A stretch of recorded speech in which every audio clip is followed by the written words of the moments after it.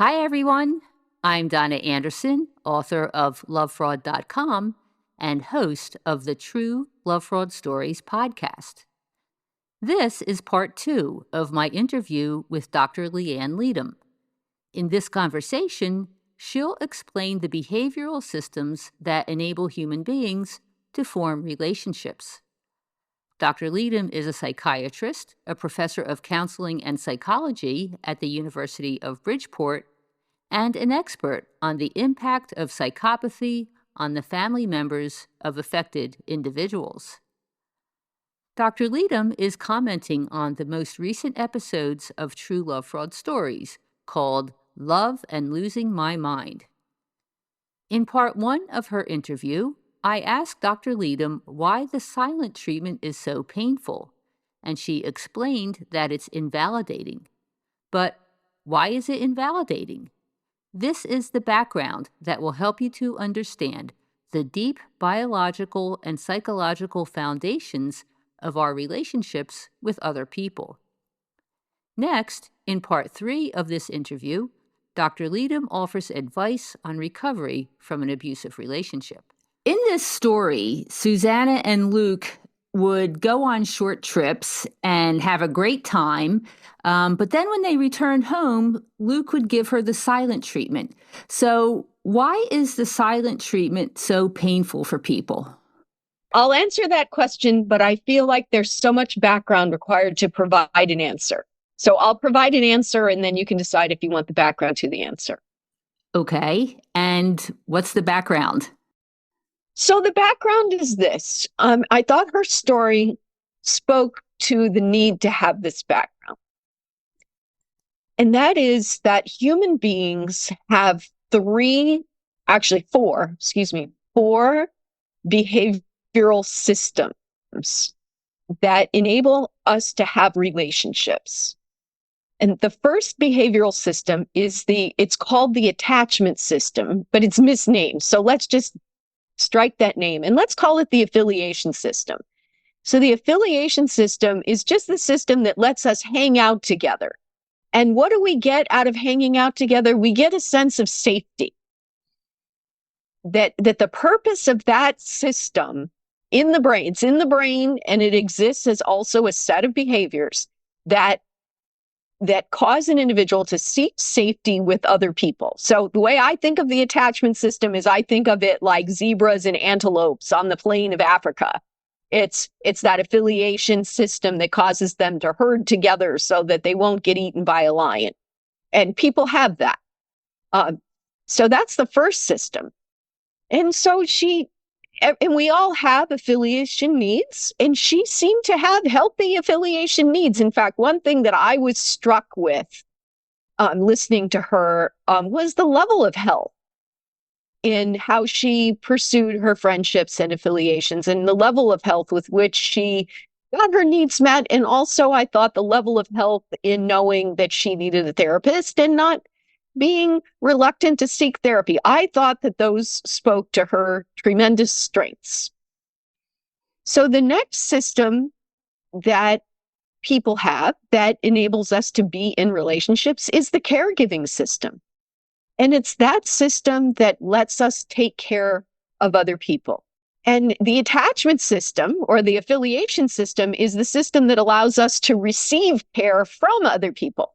So the good way to look at it is that they're reciprocal systems. We take turns, and you see this when dogs play too, right? One dog will play the dominant one, and then they'll switch roles. So they, we take turns with these systems. And so she had a good way of receiving care, and you notice throughout her story was his giving care to her. And so that we need to make a check mark by, because this is where people get deceived. This is where people get fooled. Because not all caregiving comes from a motivation of caring. And this man clearly had no capacity to care, or very limited capacity to care. But he did give care. And Donna, you know, and I know, we've talked about this before. We've seen this in our love fraud surveys. People with very high levels of psychopathy perform caregiving behaviors in what we would call, what psychologists call, an instrumental way. That means designed to do something, to manipulate the person. So then the next system, so let's just table the caregiving for a minute, and then let me go on to the next system, and that's the dominant system. So the dominant system is the system that allows people to have a motive to control other people. And so those caregiving behaviors that he was displaying were not coming from the caring system. They were coming from the dominance system. And he was using those caring behaviors to induce her into a state of dependency on him. And, you know, you probably don't want me to go into this too much, but I'll just tell the listeners that they can look up my Researchgate profile, because there are articles on Researchgate where I've written about this. This caretaking in the service of dominance even happens in animals. They'll do that. And in fact, because parents, right, are both dominant and caregivers, we have a natural tendency to confuse caregiving with caring, right? Because that's what came from our parents. But even some parents, as those listeners who have a narcissistic or psychopathic parent will tell you, parents use caregiving for control as well.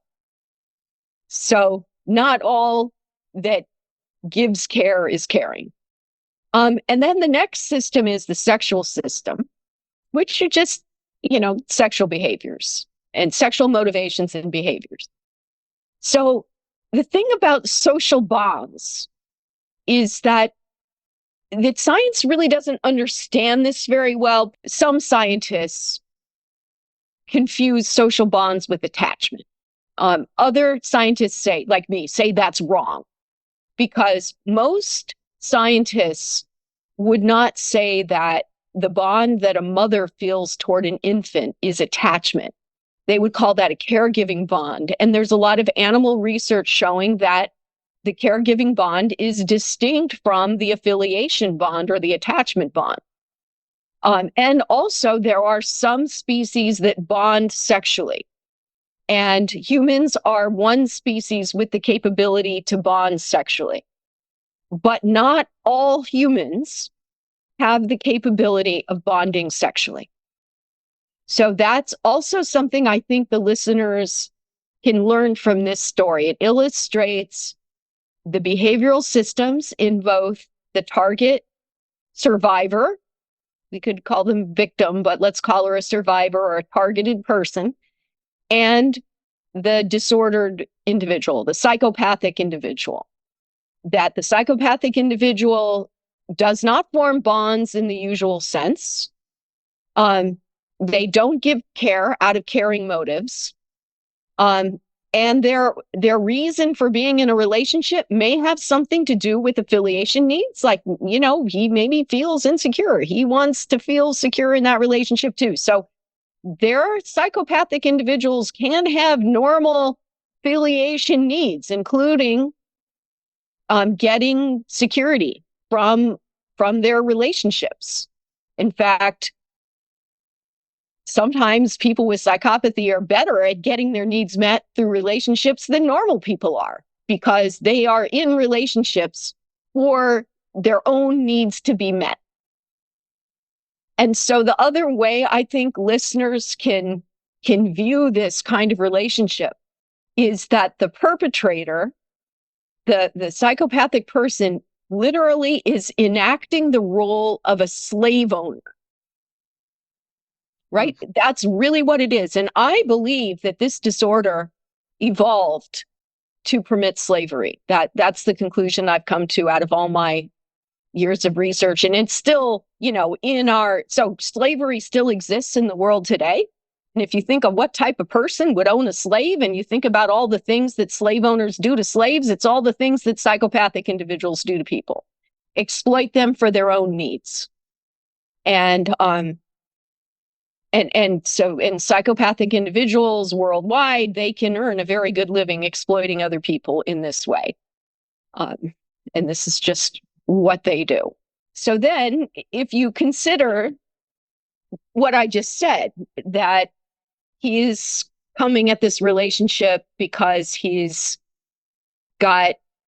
wants to own her like a slave owner would own her and use her for whatever he can. I don't know what he was getting from the relationship in terms of, concrete material support, money and whatnot. I other than the part where she had offered to pay him his salary at one point, I didn't hear where else in her story she talked about him taking her money, but he was obviously getting some reward from controlling her psychologically and emotionally. And also in the story, you heard that he had that kind of behavior present from early childhood.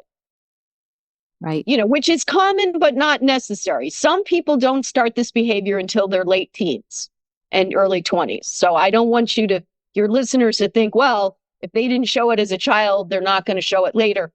It can really start anytime up till early adulthood. I'm Donna Anderson, and this is True Love Fraud Stories. I hope you enjoyed part 2 of my interview with Dr. Liane Leedom.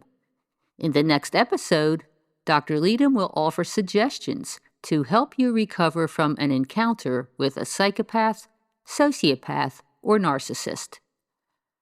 To learn more about Dr. Leedom's work, visit her page on Researchgate. Or, if you have specific questions, send her an email. For links and other resources, please visit the page about this episode on podcasts.lovefraud.com. True Love Fraud Stories is produced by lovefraud.com. Engineering is by Terry Kelly. To learn how to recognize and recover from everyday sociopaths, visit lovefraud.com. And for more information about this story, other great stories, or if you'd like to share your story, visit podcasts.lovefraud.com.